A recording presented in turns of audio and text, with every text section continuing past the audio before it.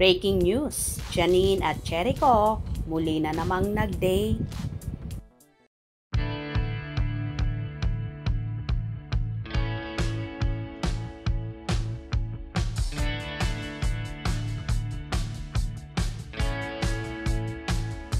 Tuwang-tuwa nga ang mga Econin supporters sa namataan na naman nilang bagong larawan nang napapabalitang magkasintahan na ang mga kapamilya stars at ilan sa bida sa hit series na Lavender Fields na sina Janine Gutierrez at Jericho Rosales.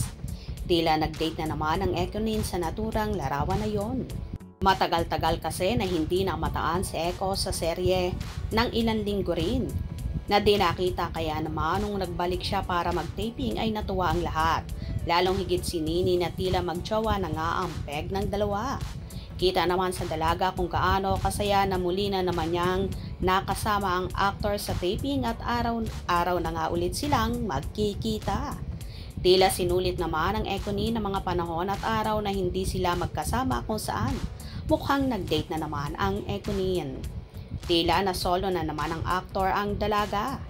Sa bagay, kahit hindi naman kasama ni Eco sa taping ng nakaraang linggo, si Janine ay for sure palagi rin itong dumadalaw at nakikipagkita sa dalaga, kung saan sa mismong kondo pa nga ng actress pumupunta ang aktor. Hudyat na nga ba ito na talagang may something special nang namamagitan sa Econin? Anyway, marami naman ang nakakapansin na tila mas masaya nga ang dalaga sa aktor ngayon kumpara sa kanyang naging ex, na di naman siya ibinandera sa publiko or sa social media. Alam naman ng lahat kung sino ang tinutukoy ko, kaya huwag na nating pangalanan. Anyway, move on na nga lang ang lahat sa mga nangyayari. Ika nga kapag may nawala, may darating at mas higit pa doon kesa nawala. Kakikitaan mo kasi si Janine ngayon na super happy na lalong naging blooming at sexy. Nahalata rin naman sa dalaga na in love na in love. Hindi lang mga fans ng Econin ang natutuwa kundi pati na rin ang ina ni Janine na si Lotlot de Leon at ang mga kapatid ng actress na happy daw sila kapag nakikita nilang masaya ang kanilang kapatid.